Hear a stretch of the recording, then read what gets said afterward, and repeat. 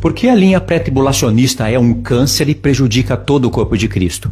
Porque muitos morrerão eternamente por causa dessa heresia abominável pregada por bodes guias que se chamam de pastores. E presta atenção como isso vai ficar muito claro em um capítulo muito claro das Escrituras que os pastores distorcem sem temor algum.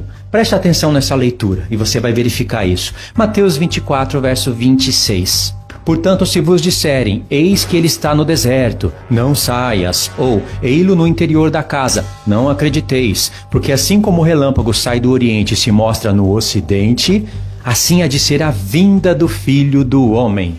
Jesus está pregando a sua vinda para a igreja. E logo em seguida, Jesus diz, onde estiver o cadáver, aí se ajuntarão os abutres. Gente, parece uma coisa completamente desconexa. O que tem a ver cadáveres e abutres com a vinda do Filho do Homem? Em Lucas 17, a partir do verso 34, vai ter um texto relacionado a esse de Mateus. Preste atenção. Digo-vos que naquela noite 2 estarão numa cama, um será tomado, o outro deixado. 2 mulheres estarão juntas moendo, uma será tomada, a outra deixada. 2 estarão no campo, um será tomado, outro deixado. E aqui eles interpretam o arrebatamento secreto, assim como na parte do trovão, completamente errado. Só que olha só a grandiosidade desse texto. Verso 37. Então lhe perguntaram, onde será isso, Senhor? Veja que essa pergunta é relacionada ao que Jesus disse, um será tomado, o outro deixado.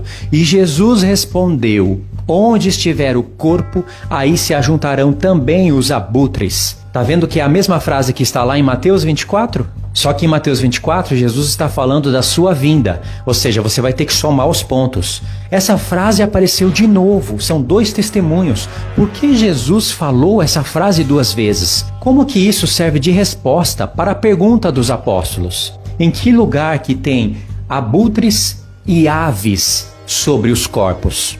Eu vou mostrar para vocês isso. Apocalipse capítulo 19, verso 17. Então vi um anjo posto em pé no sol e clamou com grande voz, falando a todas as aves que voam pelo meio do céu. Vinde, reuni-vos para a grande ceia de Deus, para que comais carnes de reis, carnes de comandantes, carnes de poderosos, carnes de cavalos e seus cavaleiros, carnes de todos, quer livres, quer escravos, tanto pequenos como grandes. Veja que é quase a mesma lista do Apocalipse 13, aqueles que recebem a marca da besta, certo? A marca da besta no tempo da grande tribulação.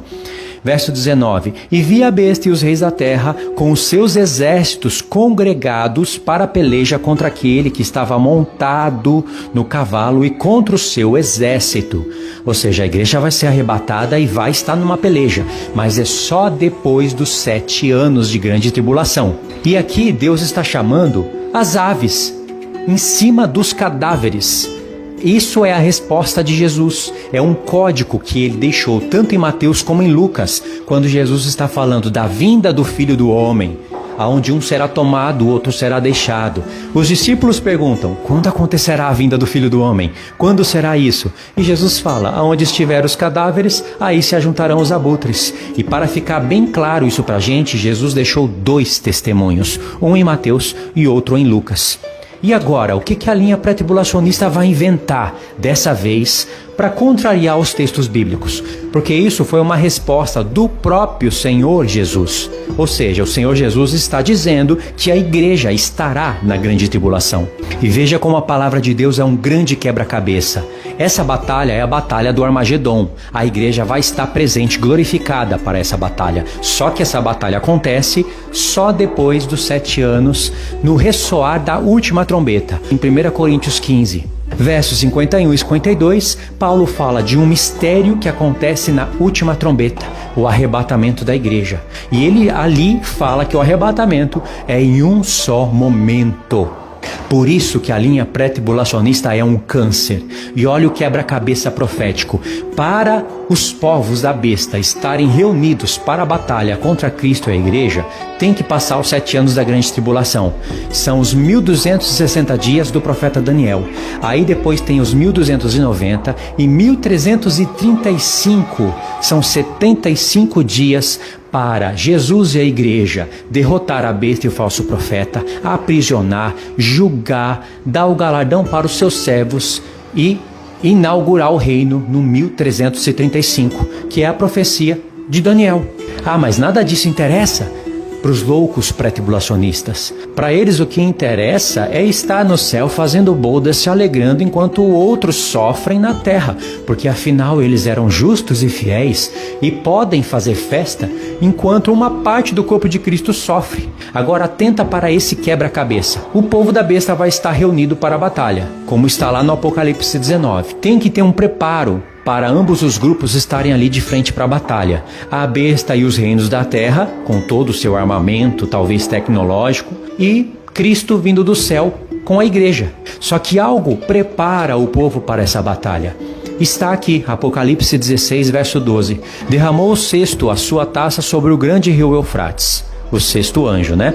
Cujas águas se secaram, para que se preparasse o caminho dos reis que vem do lado do nascente do sol. Então vi sair da boca do dragão, da boca da besta e da boca do falso profeta 3 espíritos imundos, semelhante a rãs. Porque eles são espíritos de demônios, operadores de sinais, e se dirige aos reis do mundo inteiro com o fim de ajuntá-los para a peleja do grande dia do Deus poderoso.